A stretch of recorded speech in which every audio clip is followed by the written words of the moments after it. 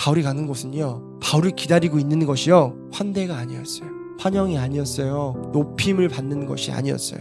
투옥과 감옥이 기다리고 있다는 것을 바울이 알아요. 근데도 갑니다. 이 본문을 보면 자신이 지난날의 삶과 사역에 대해서 간략하게 증언한 바울이 이제는 자신이 곧 예루살렘을 향해서 떠났는데 그곳에서 뭔가 좋지 않은 일이 일어날 것이라는 예감을 떨칠 수가 없다라는 걸 이야기하면서 더 강하게 덧붙이죠. 성령께서 주신 감동이 있다 라고 하면서 가는데 쉽지 않을 거다 라고 이야기합니다. 여러분, 바울 이전에 누가 이랬습니까? 예수님이죠. 알면서도 고난을 자처했던 분이 누구예요? 예수님이잖아요. 예수님의 고난은, 예수님의 순환은, 예수님의 십자가의 죽음은 예수님이 이 땅에 인간의 몸으로 오시기 이전부터 예정되어져 있었어요. 예수님은 하나님이십니다. 모르셨을까요? 알면서도 그 길을 묵묵히 가셨습니다. 왜요? 우리를 구원하시기 위해서, 우리를 사랑하시기 때문에. 방법이 자기 자신을 드리는 것밖에 없기 때문에 인간의 몸으로 하나님께서 이 땅에 오신 거예요. 예수님으로.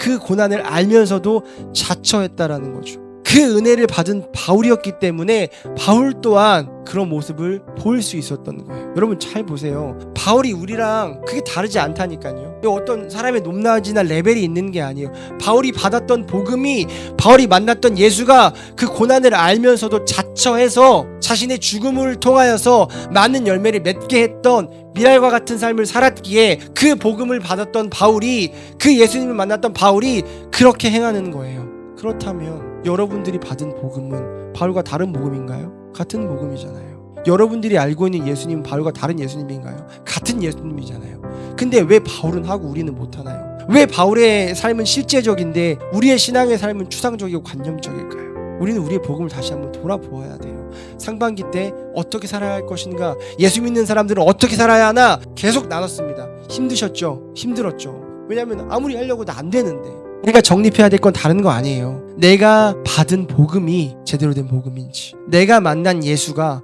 내가 알고 있는 예수가, 내가 전하는 예수가 정말로 제대로 된 진리인지를 다시 한번 체크할 필요가 있습니다. 그래서 우리의 신앙이 여전히 관념적이고 추상적이었다면 이제는 그 수준에서 머물러 있지 말고 실제적인 믿음으로 바뀌어졌으면 좋겠습니다. 오늘 예배 끝나고 문 열고 나가는 순간 여러분들의 선교가 시작돼요. 그러니까 제발 더 이상 자꾸 연약한 모습 가지고 관념적으로 추상적으로 하지 말자고. 여러분 22절에 보시면 뭐라고 얘기하냐면 지금 뭐에 매였다고 써 있어요? 성령에 매여서. 이게 무슨 말이냐면 결박되어져서 끌려가는 것이라고 써 있어요. 물론 바울은 스스로 그 길을 피하지 않았을 거예요. 그러나 바울이 피하고 안 피하고 스스로 정하고 안 정하고 상관없어요. 하나님이 열심히 그를 어차피 끌고 가요. 이게 성령에 매였다라는 거예요. 이미 결박되어졌고 끌려갈 수밖에 없다는 거예요. 우리가 하는 것이 아니라 주님이 그렇게 살게 하시는 거예요. 여러분들이 하나님의 사람이면, 선택받은 백성이라면, 구원받은 백성이라면, 지금도 성령이 여러분들 안에 내주하고 계시다면 여러분들의 의지는 상관이 없어요. 어차피 여러분들이 져요. 하나님이 열심히 이겨요. 끌고 가실 거예요. 그러니까 어떻게 해야 되나 라는 몸부림치실 필요가 없어요. 하나님이 하게 하실 거예요. 내가 싫다고 해도. 바울은 물론 그 길을 피하지 않았지만 내가 성령에 매였다라는 게 무슨 말이에요? 이것들이 계획되어져 있고 내 안에 성령이, 나와 함께 하시는 그 성령이 나를 이끌어 간다라는 거죠. 여러분, 유대인들의 중심지 예루살렘에서 그에게 좋은 일이 일어날 것이라는 건 절대로 기대할 수가 없습니다. 오히려 핍박, 고난, 환난, 더 나아가서 죽음이 기다리고 있는 거죠. 바울이 예루살렘에 가면요, 그의 삶이 끝날 것이라는 걸 알아요. 바울뿐만 아니라 바울의 동료들도 알아요. 거기 가면 목숨을 부지하기 힘들다라는 걸 알아요. 뜯어 말려요. 근데도 예수님이 그러셨듯이 그것이 자기가 맡은 바 사명이고, 그것이 은혜에 합당하게 살아가는 성도의 삶이며, 그것이 자신의 모든 목적이자 이전에 정말 소중하게 여겼던 것들을 배설물로 여길 것처럼 다 버려두고 예수님 따랐잖아요. 그 따랐던 목표가 이거였기 때문에 가는 거예요. 죽더라도. 그때 바울이 대답하였다. 왜들 이렇게 울면서 내 마음을 아프게 하십니까? 나는 주 예수의 이름을 위하여 예루살렘에서 결박을 당할 뿐만이 아니라 죽을 것까지도 각오하고 있습니다. 여러분, 뭔가 좀 이상하지 않아요? 만류했던 사람들이요, 어떻게 만류했죠? 가지 마세요. 가면 죽어요 라고 만류했어요. 그럼 바울이 고집 부리고 있는 건가요? 분명히 성령이 가지 말라고 했다고 하는데 바울은 또 간다고 하네. 이게 어떻게 된 거죠? 둘 다 맞아요. 성령은 우리들에게, 제자들에게 뭘 가르쳐 주셨냐면 바울이 가서 어떤 일을 겪을지에 대해서 가르쳐 주신 거예요. 가지 말라고 가르쳐 주신 게 아니라, 가지 말게 막아라, 바울이 지금 고집 부리고 있다가 아니라 가면 죽는다, 가면 고난 받는다를 그들을 통해 예언하게 하시는 거죠.